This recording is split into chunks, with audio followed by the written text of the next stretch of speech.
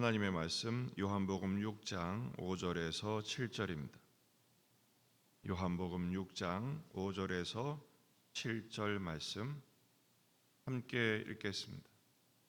예수께서 눈을 들어 큰 무리가 자기에게로 오는 것을 보시고 빌립에게 이르시되 우리가 어디서 떡을 사서 이 사람들을 먹이겠느냐 하시니, 이렇게 말씀하시면 친히 어떻게 하실지를 아시고 빌립을 시험하고자 하심이라. 빌립이 대답하되 각 사람으로 조금씩 받게 할지라도 200데나리온의 떡이 부족하리이다. 아멘. 본문에 계시된 주님은 어떤 분이십니까? 셈하는 신앙을 극복하기를 원하십니다. 큰 무리가 예수님께 나왔습니다. 그리고 제자들과 함께 앉으신 예수님께서 제자들에게 물으십니다. 특별히 빌립에게 물으십니다. 우리가 어디서 떡을 사서 이 사람들을 먹이겠느냐? 이렇게 질문하신 이유는 빌립을 시험하시기 위함이죠. 빌립의 믿음과 수준을 테스트하시기 위함입니다. 지금 배경에 대해서 요한은 생략하고 있습니다. 병행 구절을 보면 해저문 곳, 바로 저녁 때 되었을 때 그들이 있는 곳은 빈들이었습니다. 광야죠. 빈들. 아무것도 없는 곳. 제자들이 먼저 묻습니다. 무리들을 보내서 촌이나 마을에서 무엇이든 먹을 것을 사 먹게 하면 좋겠습니다.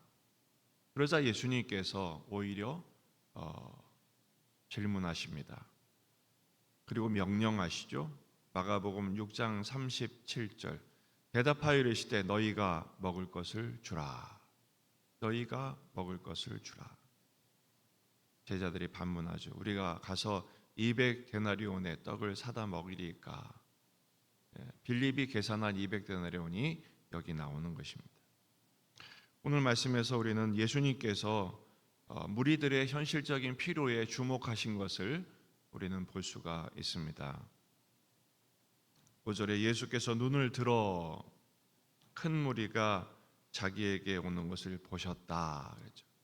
보시다라는 말은 주목하다, 주의 깊게 관찰하다 이런 뜻입니다. 무리들의 필요를 예수님은 알고 계신 것입니다. 그들의 관심은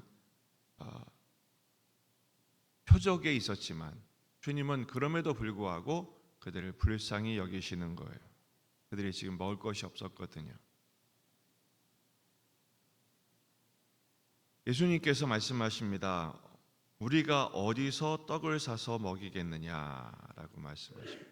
여기 이 자리는 어디냐면 바로 산입니다. 산에 제자들과 함께 앉으셨다고 되어 있잖아요.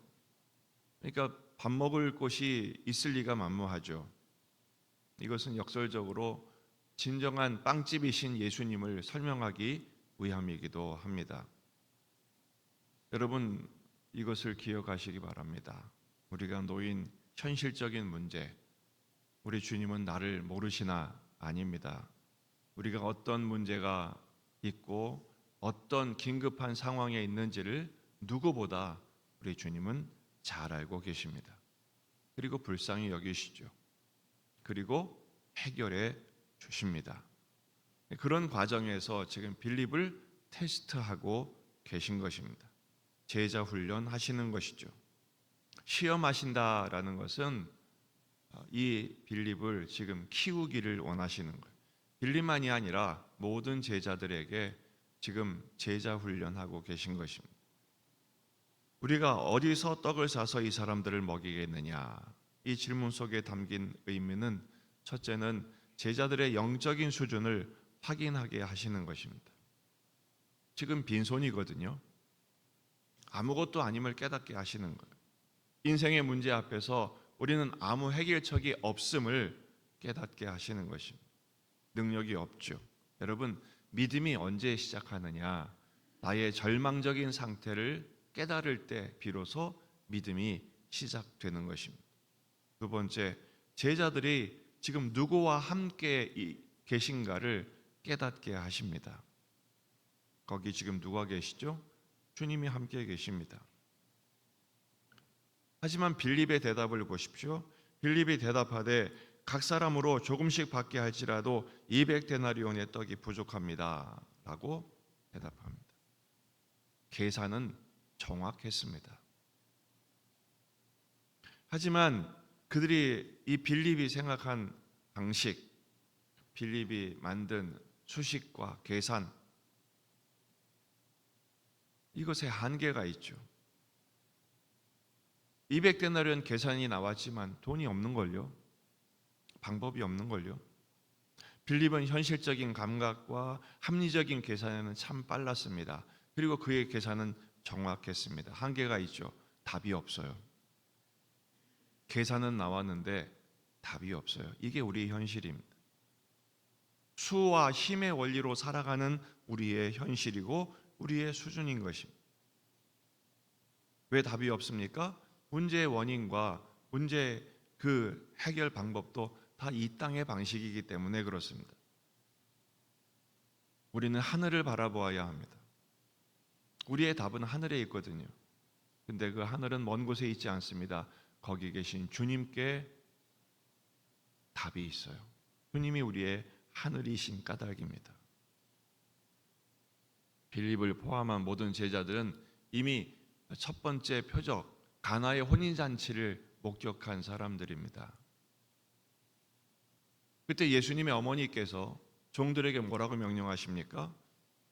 요한복음 2장 5절 그의 어머니가 하인들에게 이르되 너희에게 무슨 말씀을 하시든지 그대로 하라. 그들이 주님의 말씀대로 물을 떠다 주라 그대로 했습니다. 그때 놀라운 기적이 나타난 것이죠. 우리 현실도 마찬가지입니다.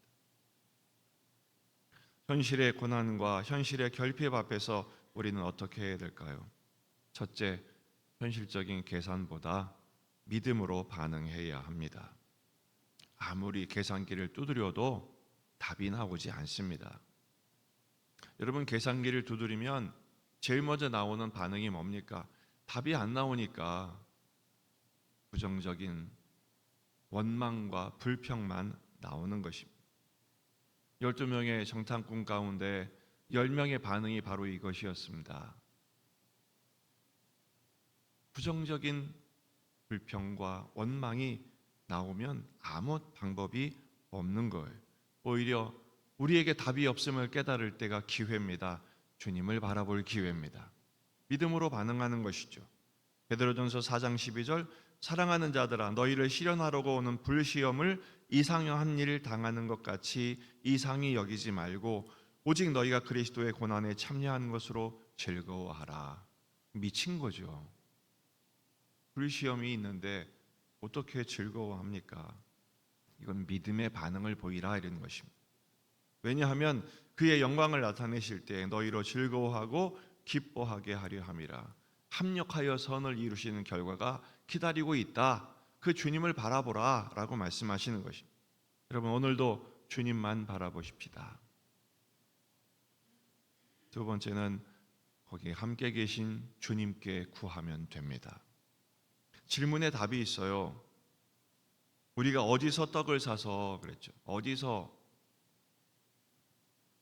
어디입니까? 거기 예수님이 계신 그곳에서 주님의 말씀하심에 순종하면 되는 거예요. 계산이 안 나올 때 우리는 그때 깨달아야 됩니다. 아, 믿음을 키우기를 원하시는구나. 지난 주일 밤에 저녁에 동평양 노회 연합 재직 수련회가 있었습니다. 매우 많은 분들이 모이셨어요. 근데 시작하자마자 문제가 발생했습니다. 그 큰 강당이 전기가 나간 거예요. 근데 불은 켜졌는데 음향 시스템이 다 아웃됐어요. 다들 뭐 난리가 났죠. 근데 저는 직감적으로 마음속에 기대가 생겼습니다. 아, 하나님은 뭔가 일하시려나 보다. 정말 모든 시간이 은혜로 충만했습니다. 거기 참여했던 우리 성도들, 우리 찬양팀 다 은혜 받고 다 감동받고 큰 도전을 받았습니다. 그렇습니다. 답이 안 나올 때 하나님을 바라보게 하시는 기회임을 믿으십시오. 대부분 우리 인생의 문제가 뭐냐? 믿음의 부족에서 옵니다. 믿음이 부족하다는 것은 주님과의 관계가 뭐가 문제가 있다는 뜻이에요. 다윗이 어려움을 당할 때마다 어떻게 그 문제를 해결하기 시작합니까? 묻자와 가로되 하나님께 묻습니다. 주님을 바라봅니다. 어김없이 우리 하나님은 다윗에게 답이 되어 주셨습니다. 이사야 55장 1절 말씀, 오라 너희 모든 목마른 자들아 물로 나오라. 돈 없는 자도 오라. 너희는 와서 사 먹되 돈 없이 값 없이 와서 포도주와 젖을 사라. 목마른 자들, 돈 없는 자들, 주님께 나오라. 주님이 풍성하게 채우신다라는 것입니다. 예수님께 나아가십시다. 엎드리십시다. 기도하십시다. 믿음으로 반응하십시다. 그리고 말씀하신 대로 순종하십시다. 주님이 오늘도 역사하실 줄 믿습니다. 기도하겠습니다. 말씀을 붙들고 우리 자신과 가정과 교회와 지역의 복음화, 민족의 복음화, 세계 복음화를 위해서 한우들, 은혜 있는 아들들, 그리고 새학년, 새학기를 맞는 우리 자녀들, 결혼, 출산, 취업, 각종 문제를 위해서 여러분 가져온 기도 제목들 가지고 간절히 기도하시다가 돌아가시겠습니다. 참 좋으신 주님,